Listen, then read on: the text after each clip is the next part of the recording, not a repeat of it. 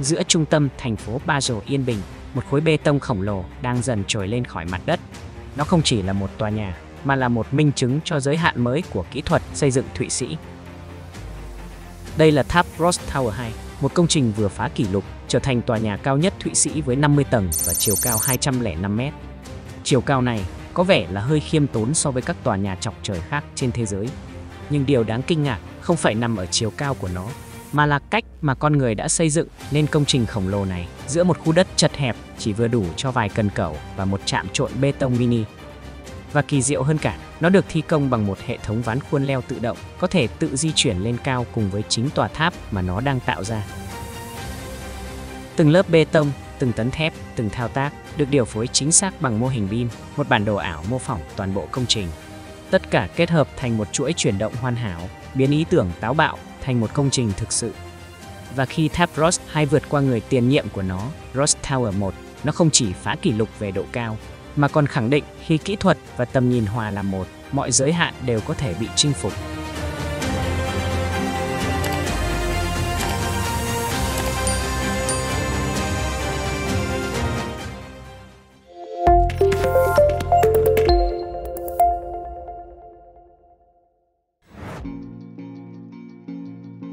Công trường được giải phóng mặt bằng vào đầu năm 2017. Hố móng sâu 20 mét được gia cố đến giữa tầng hầm thứ 3. Phần này trước đó đã được xây dựng một phần. Các cọc khoan nhồi được thi công từ trước để chống đỡ phần công trình bên dưới hố. Việc xây dựng bản móng bắt đầu sau khi công tác đào đất hoàn tất. Tấm bản móng cực kỳ đồ sộ với độ dày 2,5 mét. Toàn bộ thể tích bạn thấy ở đây sẽ được đổ đầy bằng bê tông. Viên đá nền móng được đặt trong buổi lễ khởi công năm 2018, nay đã nằm trong khối bê tông vĩnh viễn. Việc vận chuyển và xử lý một khối lượng bê tông lớn như vậy trong thời gian ngắn là một thách thức rất lớn. Trọng lượng của bản móng và các tầng hầm giúp đảm bảo độ ổn định kết cấu cho toàn bộ tòa nhà. Các cần cẩu xây dựng bổ sung được dựng ngay phía trên bản móng. Công trường nằm ở trung tâm thành phố Basel, nơi có không gian cực kỳ hạn chế. Do đó, toàn bộ cơ sở hạ tầng thi công, bao gồm văn phòng và trạm trộn bê tông, đều được bố trí trong một khu vực rất chật hẹp. Kế hoạch xây dựng của dự án rất tham vọng. Các giai đoạn thi công đã được mô phỏng và kiểm tra tính khả thi bằng mô hình BIM ngay từ giai đoạn đấu thầu.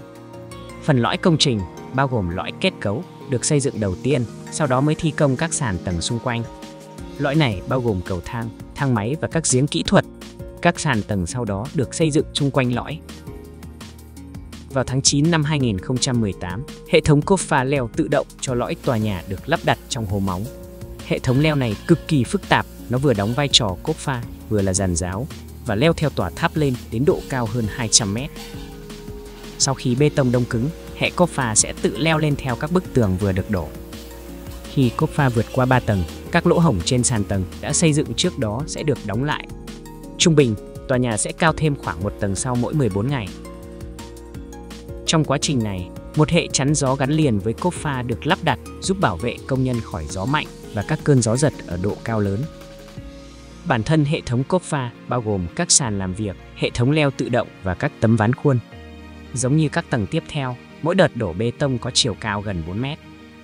Khi bê tông đã đông cứng, ván khuôn bên ngoài được di chuyển ra ngoài. Các phần của ván khuôn bên trong được hạ xuống.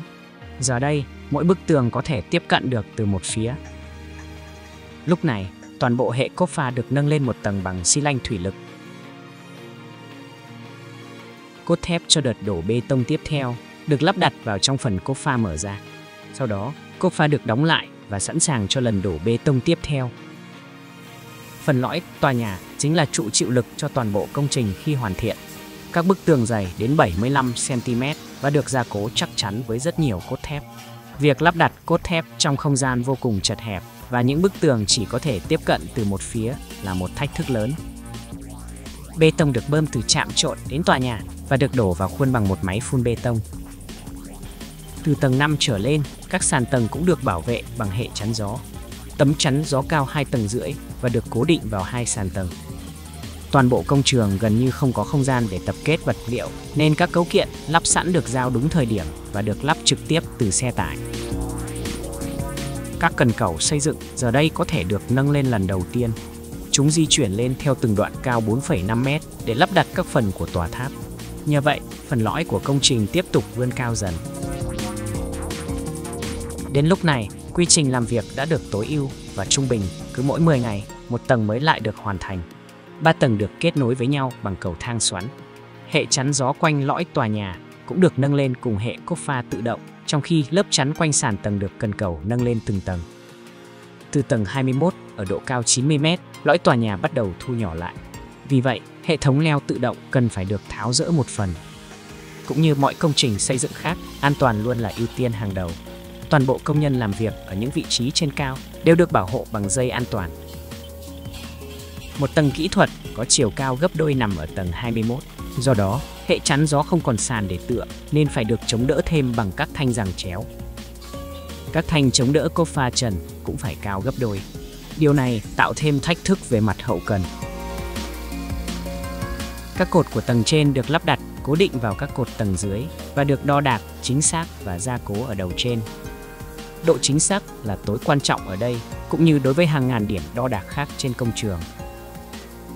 Các sàn tầng có nhịp lên đến 10 m, chúng cũng được gia cố rất nhiều cốt thép.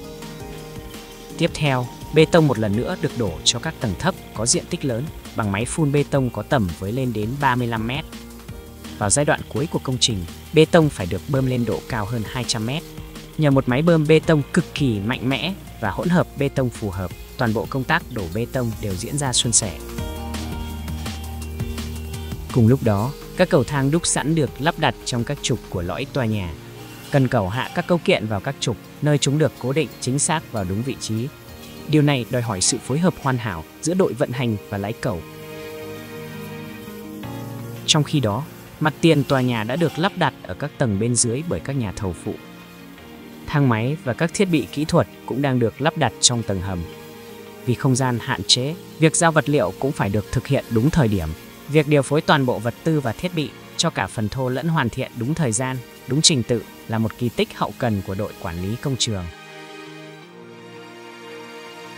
Do khoảng cách giữa các sàn tầng và tầng kỹ thuật cao gấp đôi ở tầng 21 tăng lên, đòi hỏi phải có các dầm thép bổ sung để gia cố cho các tấm mặt ngoài.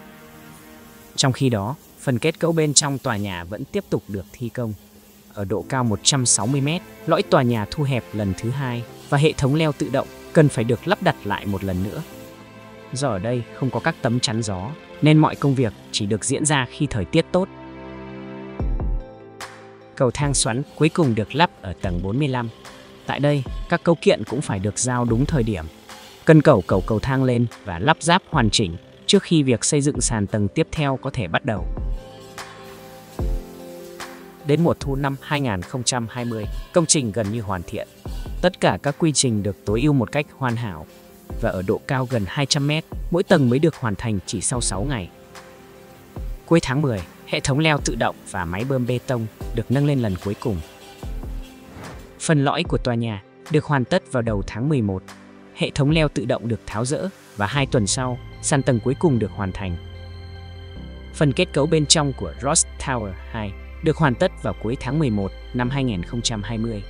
Lúc này, tòa tháp đã vượt qua Ross Tower 1, trở thành tòa nhà cao nhất Thụy Sĩ. Cảm ơn các bạn đã theo dõi. Xin chào và hẹn gặp lại trong các video tiếp theo của High Tech Amazing.